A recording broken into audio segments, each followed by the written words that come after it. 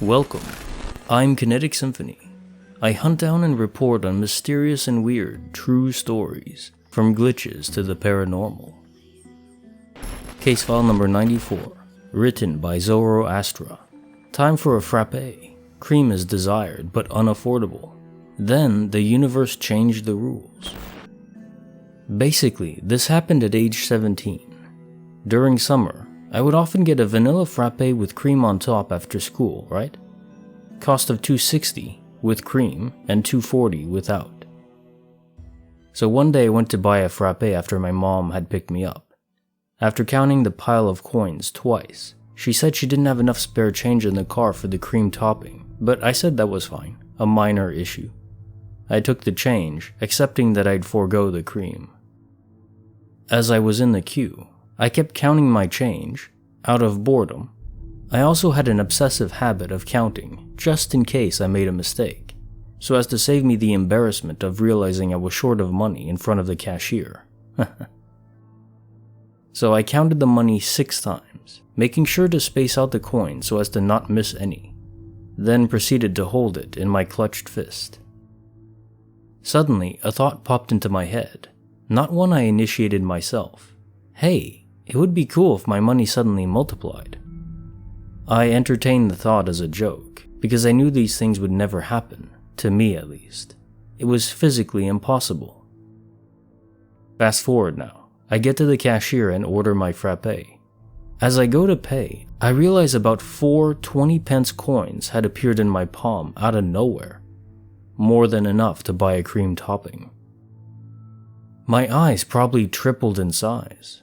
I realized I was starting to look crazy to the cashier, so I composed myself and acted like nothing happened. Smiled, got my drink with extra cream, and left. On my way out, I was frantically trying to bend the new 20-pence coins. I thought they must have been fake. But no, they were real enough, all right. I got to the car, told my mother, and she admitted she had prayed for me to be able to afford it. So the thought that had popped into my head was really some telepathic message notification either from God, the Matrix programmers, my mother, or some equivalent. Case notes, file number 94. Well, you didn't exactly get rich off this glitch, but still.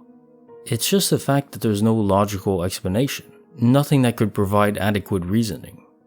What can we think of here? I mean, someone slipped the coins into your closed palm without you noticing. How or why would they do that? Or you miscounted 6 times while waiting in line. And your mom did too. Yeah, that's not likely. So no, I would say the universe just decided you were getting cream that day, no matter what. Case file number 95, written by A Crunchy Cupcake. They say mirrors are a window into our soul. Who's to say they're only one way? About 9 years ago, I had a most bizarre experience that I still to this day cannot explain away, with even more strange details that I and a friend had uncovered since then, which has caused even more confusion and adds to my theory that I had actually experienced something that I reluctantly call paranormal. I say reluctantly, as I've always loved all things creepy, yet never really bought into the whole ghost thing. I'm more of a gotta see it to believe it type of girl. But I believe I finally had my first encounter. I was a single mother of 2, fresh out of a relationship with her father, but ready to start my own life. I worked both a full-time and a part-time job, but still couldn't afford much, and I wasn't picky. I stumbled upon an ad in the paper for a 3-bedroom, 2-bath trailer in a small town close by, known for its extremely low crime rate. Rent was only $475, and the area was relatively nice, very woodsy. Being familiar with the town, I felt safe there and thought I totally lucked out with this one.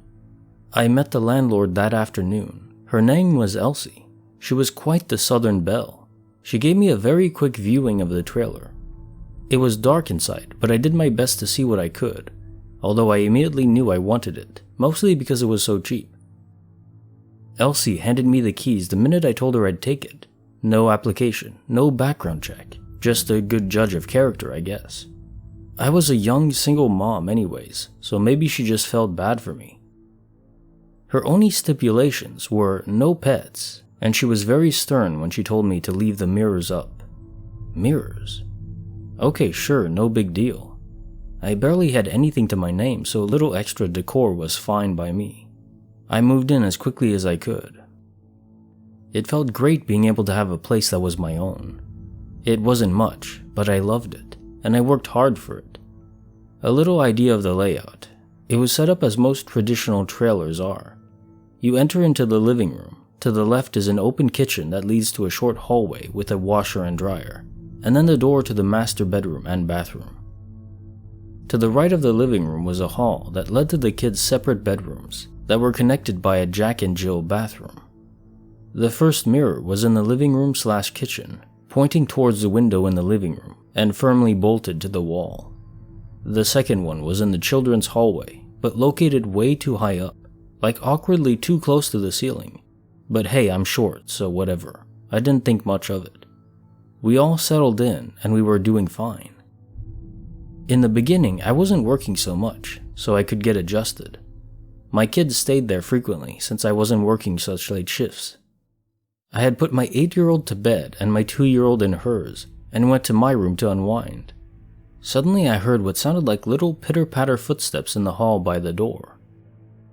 I was in the process of transitioning my 2-year-old daughter from her crib to a toddler bed, and thought she had just gotten up. I sat for a minute, expecting her to swing open my door, but she never did. I got up and walked into the living room, and nothing. Walked into her bedroom, where she was still sleeping soundly.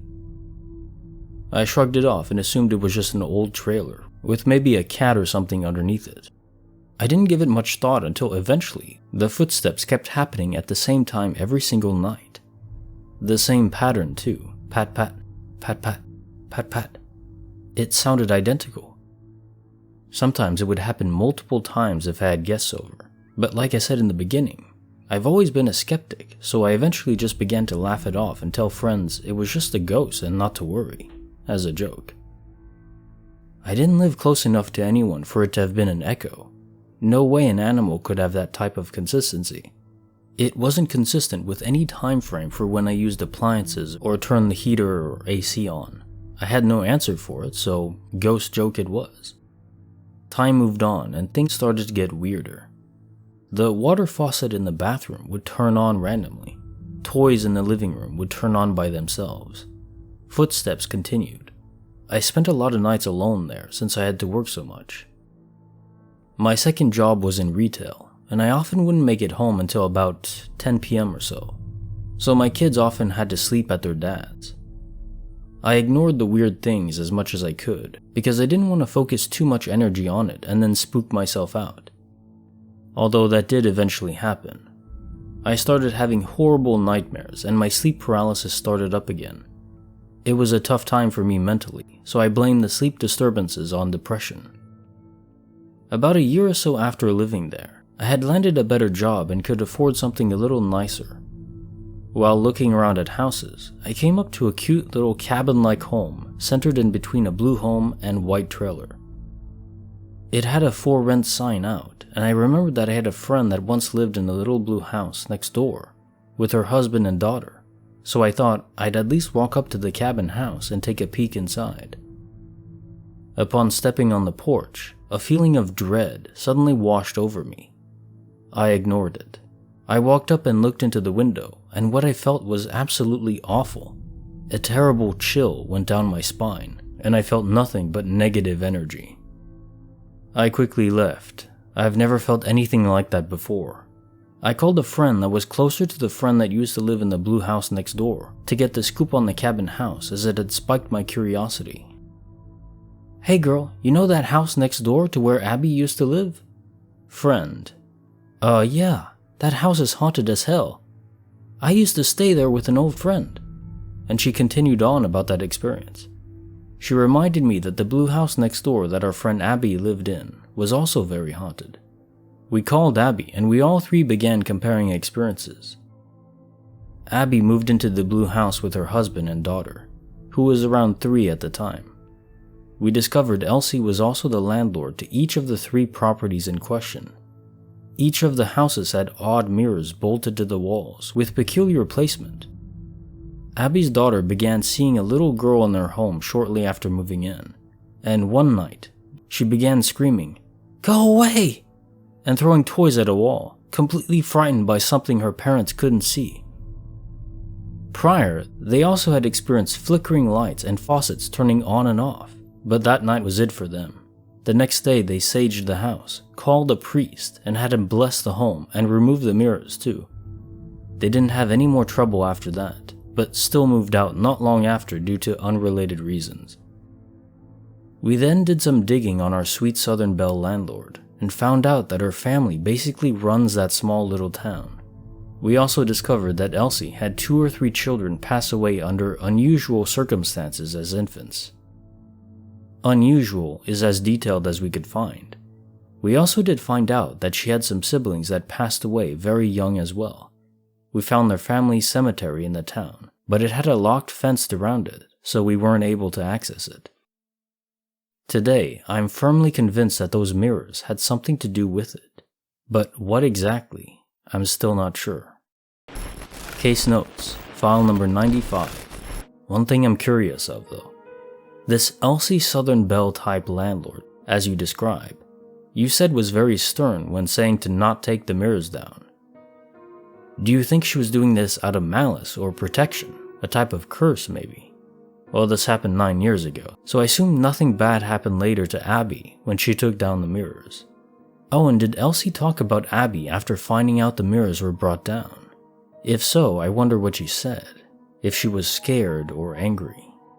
The author responded to my comment, saying, "So after learning that a few of Elsie's children, 2 or 3 I believe, passed away from unusual circumstances, and that she also had siblings that had passed away at young ages, I felt like maybe it was more of a family type thing. I think I stated that her brother was, and I believe still is, the mayor of the town. Oddly, I had received an election type ad for him of some sort. And she owns several rental properties there. I believe their family has some pretty deep roots there. I'm actually now very curious to go a bit more in-depth in my research to see if I can form any new connections on this town. I think Elsie was probably wanting to keep the mirrors up as a way to, in essence, keep the spirits of her lost family members alive. As a mother of 4, I could totally understand wanting that, and I truly do believe that it was a spirit or ghost or what have you in my trailer. The skeptic in me has trouble saying that it definitely was a ghost or spirit. I think it was that of a child. And if mirrors really are portals, it would make a lot of sense why Elsie requested they stay up. She did say it sternly. I can still hear her saying that exact sentence. You can just leave the mirrors and the curtains up now. Don't take them down. I have no idea what the curtains had to do with anything, but she only had curtains in the living room and my bedroom. I was just so anxious to move in, I didn't question it. As far as Abby, she, her husband, and daughter moved out not long after. I don't believe it was related to the incidents because from what she and her husband told me, it all pretty much stopped after they saged the house, had a priest bless it, and remove the mirrors. I do not know if Elsie was even aware that the mirrors were taken down until after Abby and her family had already moved out. I would love to have known her reaction though. Oh, I actually spoke to Abby's husband last week and mentioned this post to him. He said he remembers seeing Elsie wearing a jacket once with a really strange symbol. Unfortunately, he can't remember anything else about it, which sucks. But he says he's never seen a symbol like it. He said originally he had thought it was Masonic or something, but he couldn't find anything that resembled it. I asked if he could even draw a general idea of what it looked like, and he said he didn't even know where to start. If you enjoyed this video, give it a like, and feel free to watch more on my channel. I have a lot more content.